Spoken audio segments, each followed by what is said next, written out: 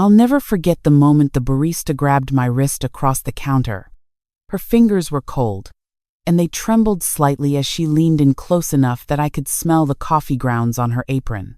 "Mrs. Richardson," she whispered, her eyes darting toward the door. "I need to talk to you about your son and David." My voice caught somewhere in my throat. I managed a small nod, gripping my purse tighter against my side. The coffee shop suddenly felt too warm, the morning chatter around us fading into a dull hum. "Not here," she said quickly, glancing over her shoulder at the other customers. "Can you meet me after my shift?" 3:00, the bench by Green Lake Park. I nodded again, and she released my wrist, stepping back with a forced smile as she handed me my latte. My hands shook as I took it. The drive home to my apartment in Queen Anne felt longer than usual, the Seattle drizzle matching the unease settling in my chest. My son, Thomas, was 43 years old. He had poured everything into his startup, TechBridge Solutions, a software company he'd built from the ground up with his college roommate, David Chen. They'd been best friends for 20 years. I'd watched David stand as best man at Thomas's wedding. I'd hosted both families for Thanksgiving dinners. David's wife, Lisa, always brought those beautiful orchids and spoke in that polished way that made everything sound important. But something in the barista's voice had sent ice through my veins. At 2:45, I parked near the lake and walked to the bench she'd mentioned. The rain had stopped, leaving everything smelling of wet cedar and earth. She arrived right at 3, still in her green apron, her brown hair pulled back in a messy bun. "Thank you for coming, Mrs. Richardson," she said, sitting down beside me. "I'm Emma. I've served your son and David their morning coffee for 3 years now. What is it you need to tell me?" Emma pulled out her phone, her fingers swiping quickly. I wasn't sure if I should say anything. But last week, I saw Lisa, David's wife, at the Nordstrom downtown. I was shopping for my sister's birthday, and I saw her at the jewelry counter. She showed me a photo she'd taken from a distance. Lisa stood at a glass case, trying on a necklace that even from the photo I could tell cost more than my monthly rent. "I thought maybe it was a special occasion," Emma continued, but then I heard her talking to the saleswoman. She said, and I quote, "My husband's brilliant. We've been preparing for this moment for months. The transfer went through last week, and now we can finally live the life we deserve." The words hit me like a slap. "Transfer?" That's what she said. Then she bought the necklace. Paid cash, $22,000. The saleswoman announced it loud enough that everyone nearby heard. My stomach turned. Thomas had mentioned that the company was struggling. Just 3 weeks ago, over dinner at my place, he'd rubbed his temples and said they were watching every penny, trying to make payroll. He'd looked exhausted, older than his years, the stress carving lines around his eyes. "There's more," Emma said softly. 2 days ago, I saw David at a Tesla dealership. I was driving past on my way to work. He was signing papers, and they were putting a red Model S with a bow on it in front of him. I stared at the lake, watching a family of ducks paddle past. My mind raced. David had been Thomas's partner for 8 years. They'd started TechBridge in Thomas's garage, working 16-hour days, eating ramen, believing in their vision. Thomas had always said David was the brother he never had. "Why are you telling me this?" I asked, though I already knew the answer. "Because your son looks like hell lately, Mrs. Richardson. He comes in every morning, orders his coffee, and just stares at his laptop with this defeated look on his face. But David? David comes in grinning, talking about vacations and investments. Something's not right." I thanked Emma and sat there for another 20 minutes after she left, trying to organize my thoughts. The logical part of my brain said there could be explanations. Maybe Lisa had an inheritance. Maybe David had made a good investment. But the part of me that had raised Thomas, that had watched him grow from a boy who couldn't lie about eating cookies before dinner into an honest, trusting man, that part knew something was terribly wrong. That evening, I called Thomas. "Hey, "Mom?" he answered. And I could hear the weariness in his voice even through those 2 words. "Sweetheart," I was thinking, "you know I'm listed as the emergency contact for the business bank account, right? From when you first started and needed a co-signer?" "Yeah, I remember." "Why? I never removed myself. I was thinking I should update my records. Could you remind me which bank you're using now?" He gave me the information without hesitation. Thomas had never been suspicious, never been the type to see betrayal coming. It was one of the things I loved most about him, and it terrified me now. The next morning, I put on my best blazer, the navy one Thomas had bought me for my 65th birthday, and drove to the bank. I explained to the manager that I needed to review the account statements as an authorized party. There was some back and forth, some verification of identity, but within an hour, I was sitting in a small office with 3 months of statements spread before me. My hands went numb as I traced the numbers. $80,000 transferred to an account under David Chen's name. $50,000 2 weeks later. Another $45,000 just last month. The notes on the transfers were vague. Equipment purchase, vendor payment, operational expenses. But I knew Thomas. I knew how he documented everything. How he kept spreadsheets color-coded and labeled. These notes were sloppy, generic, wrong.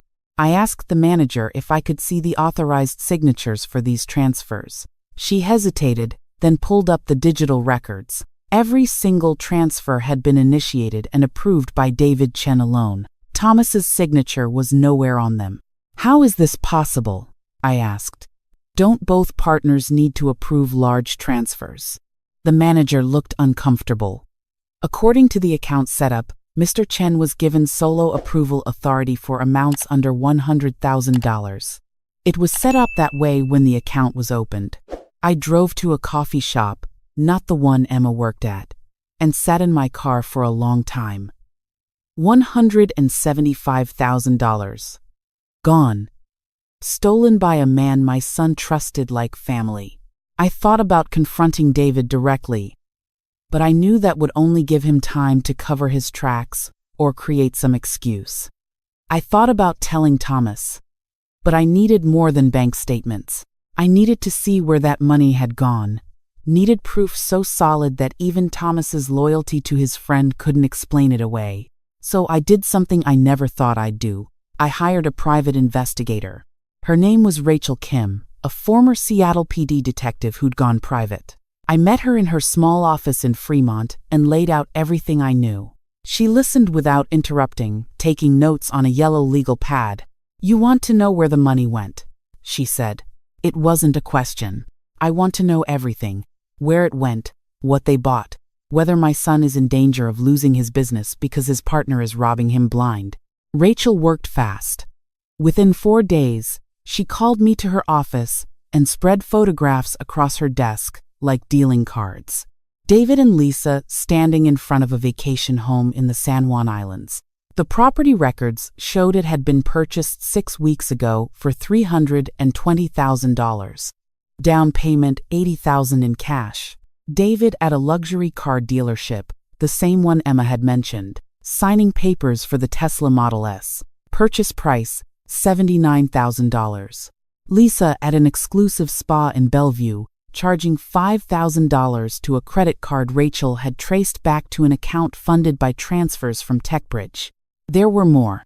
Jewelry purchases, designer clothing, a trip to Maui that had cost $15,000, charged to a company credit card that David had opened without Thomas's knowledge. "How much total?" I asked. "From what I can trace, about $210,000 over the past 8 months. They've been systematic about it. Small enough transfers that they wouldn't trigger automatic alerts. Spread out enough that the pattern wasn't immediately obvious." I felt sick. "Can we prove it?" Rachel slid the folder across the desk. "Everything in here is documented. Bank statements, property records, credit card receipts, photographs. I've also got testimony from 3 vendors who confirmed that the equipment purchases listed in the transfer notes never happened." David pocketed that money. "What do I do?" You take this to your son. Then you both take it to a lawyer and the police. This is embezzlement. Mrs. Richardson, this is fraud. These people belong in prison. That night, I called Thomas and asked him to come to my apartment. I didn't explain why, just said I needed to see him. He arrived an hour later, still in his work clothes, his tie loosened and his eyes shadowed with exhaustion. What's wrong, Mom? You sounded upset on the phone. I gestured to the couch and sat beside him. The folder from Rachel sat on my coffee table like a bomb waiting to go off. Thomas, I need you to listen to me. Don't interrupt. Don't defend anyone. Just listen. Can you do that? He nodded slowly, his brow furrowing. I told him everything. About Emma's warning. About the bank statements. About Rachel's investigation.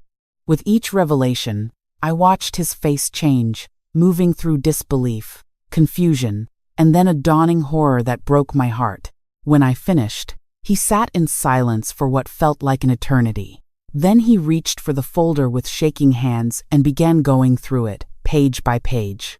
I watched him read the bank statements, study the photographs, trace the timeline Rachel had created showing every transfer and corresponding purchase. He's been stealing from me, Thomas finally said, his voice hollow. For 8 months, David's been stealing from the company. From me. I'm so sorry, sweetheart. He looked up at me, and I saw tears in his eyes. I trusted him. Mom. With everything.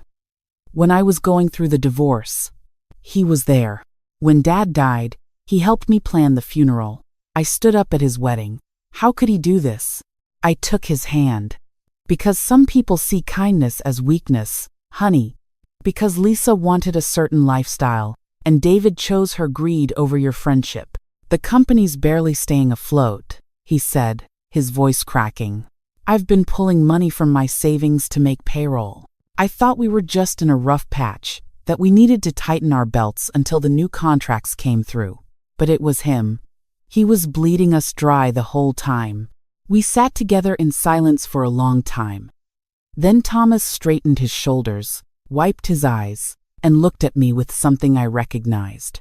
It was the same expression he'd had as a boy when he'd fallen off his bike and gotten back up, the same determination I'd seen when he'd started his business with nothing but an idea and a laptop. What do we do now? He asked. We talk to a lawyer. Then, we talk to the police. And then you take back your company. The next morning, we met with Marcus Holloway, a corporate attorney who specialized in fraud cases. He reviewed Rachel's evidence and nodded grimly. This is solid, he said. You've got clear embezzlement, fraudulent use of company funds, and breach of fiduciary duty. We can file both civil and criminal charges. How long will it take? Thomas asked. For the criminal case? That depends on the DA's office and how quickly they want to move. But we can start the civil proceedings immediately. We'll freeze David's assets, file for an emergency injunction to remove him from the company, and seek full restitution plus damages. Do it, Thomas said. The confrontation happened 3 days later. Marcus had arranged for a sheriff's deputy to be present when we arrived at the TechBridge office. David was at his desk, talking on the phone, when we walked in. His smile faltered when he saw the deputy. Thomas, what's going on? We need to talk, David. In the conference room. Now. I watched David's eyes flick to the deputy, to the lawyer, then to me. Something shifted in his expression. The friendly mask slipped, just for a second, and I saw calculation underneath. In the conference room, Marcus laid out the evidence piece by piece. The bank statements. The property records. The photographs. David's face went from confusion to anger to fear so quickly it was almost comical. This is insane, he said, his voice rising. Thomas, you can't seriously believe this. Your mother's been tricked by someone. This is all fake. Is the house in the San Juans fake? Thomas asked quietly. Is the Tesla in your garage fake? Is the $22,000 necklace on Lisa's neck fake? David's mouth opened and closed. I can explain all of that. Then explain the bank transfers. Marcus said, sliding the statements across the table. Explain why you've moved over $200,000 out of company accounts without your partner's knowledge or approval. Those were legitimate business expenses. Which vendors? Thomas asked. Name one vendor who received that money. David stood up, his chair scraping loudly. I don't have to sit here and be accused of crimes by you people. This is harassment. The deputy stepped forward. Actually, Mr. Chen, you do need to sit down. There's a warrant for your arrest being processed as we speak. Detective Morrison is on his way now. I watched David's face drain of color. He sat down heavily, his hands gripping the edge of the table. I want my lawyer, he whispered. That's your right, Marcus said, but the evidence speaks for itself. You're going to be charged with embezzlement, fraud, and theft. Your assets will be frozen, and you're going to pay back every penny you stole, plus damages and legal fees. When the police arrived and led David out in handcuffs, Thomas stood at the window, watching the patrol car drive away. I came up beside him and put my hand on his shoulder. I should have seen it, he said softly. All those times he offered to handle the finances, to take care of the boring paperwork. He was setting this up from the beginning. You trusted your friend. That's not a weakness, Thomas. What he did, that's on him. Not you. Lisa knew, he said. She had to know. She was spending that money right alongside him. The investigation confirmed it. Lisa had been not just complicit but actively involved, using the stolen funds to fund a lifestyle she'd carefully curated on social media, making their friends envious of their success, while Thomas struggled to keep his business alive. Both David and Lisa were charged. The DA's office was eager to prosecute, especially after Rachel's evidence made the case airtight. The local news picked up the story. Tech entrepreneur embezzles over $200K from partner's company. The trial took 6 months.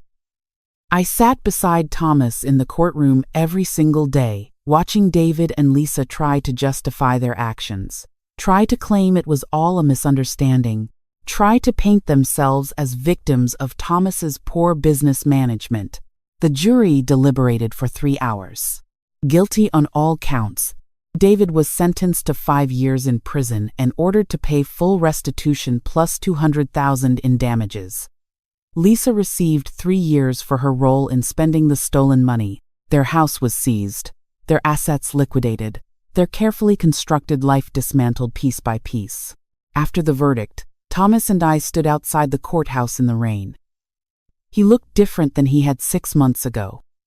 Older, yes, but also stronger somehow. More certain. I keep thinking about what you said, he told me, about trust not being a weakness. It's not. But it needs to be balanced with vigilance, doesn't it? I trusted blindly.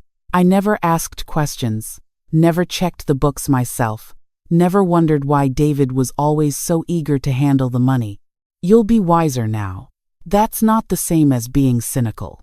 He nodded slowly. The company's going to be okay. With the restitution and the new contracts we landed, we'll actually be profitable this year. I hired a CFO, someone with no connection to me or David, someone who'll keep me honest about the numbers. That's smart. I have you to thank for that. Mom. If you hadn't listened to Emma, if you hadn't investigated, I would have lost everything. The business, my savings, maybe even my house. You saved me. I squeezed his arm. That's what mothers do, honey. We see the dangers our children can't see. We ask the hard questions. We protect you, even when you're 43 years old, and think you don't need protecting anymore. He smiled, a real smile this time, the first I'd seen in months. I'll always need you. Mom, I just know that now more than ever. 6 months after the trial, Thomas called me with news. TechBridge had been acquired by a larger company for $8 million. His share, after paying off debts and legal fees and taxes, was just over $3 million. I'm taking a year off, He told me over dinner at my favorite restaurant, the one overlooking Elliott Bay. I'm going to travel. Figure out what I want to do next. But first, I want to pay off your mortgage. Thomas, you don't need to do that. Yes, I do. You spent your retirement savings hiring Rachel. You took time away from your life to sit with me through that trial. You've always been there, Mom, and I want you to have security. Please let me do this. I cried then, right there in the restaurant, and let my son take care of me the way I'd taken care of him. A year later, I was having coffee at Emma's shop when she came over to my table during her break. I saw the news about the acquisition, she said, smiling. Your son must be thrilled. He is. He's happy, really happy, for the first time in years. I'm glad I said something that day. I almost didn't. I thought maybe I was overstepping. You saved him, Emma. You saw something wrong and you had the courage to speak up. Not everyone would have done that. She shrugged. I couldn't just watch him suffer, you know? Some things are too important to ignore. After she went back to work, I sat there thinking about all the people who'd helped along the way. Emma, who'd noticed what others missed. Rachel, who'd built the case with such precision. Marcus, who'd fought for justice. And Thomas himself, who'd found the strength to face his best friend's betrayal and come out stronger on the other side.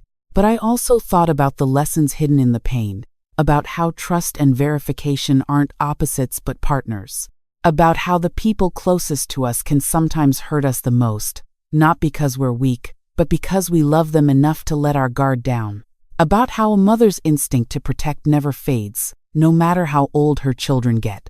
Sometimes, I still see David's face in my mind. That moment when the mask slipped, and I saw the calculation underneath. I wonder when he decided to betray Thomas, was it a gradual thing? A series of small compromises that grew into grand theft? Or was it always there, waiting for the right moment? I'll never know. But I do know this. The truth has a way of surfacing, even when it's buried under layers of friendship and familiarity. Sometimes it takes a stranger's whisper. Sometimes it takes a mother's determination. But it always, eventually, comes to light. Thomas is building a new company now, smaller and more focused. He's careful about partnerships, cautious about trust, but he hasn't let what happened turn him bitter. That's the son I raised. The man who can learn from pain without letting it define him. And me? I still get my coffee at Emma's shop every Tuesday morning. I still watch people, notice things, ask questions when something feels off. Because I learned something too, during those months of investigation and trial and healing. I learned that protecting the people we love isn't about hovering or controlling. It's about paying attention. It's about trusting our instincts when they whisper warnings. It's about being brave enough to ask hard questions and strong enough to face hard answers. The barista's hand on my wrist that morning changed everything. It was a small gesture, a moment of courage from a young woman who could have stayed silent. But it rippled outward, setting in motion events that ultimately saved my son from ruin. We never know which small acts of awareness will matter most. We never know when paying attention will mean the difference between disaster and survival. But I know now, more than ever, that vigilance is a form of love. And love, in the end, is what saves us all.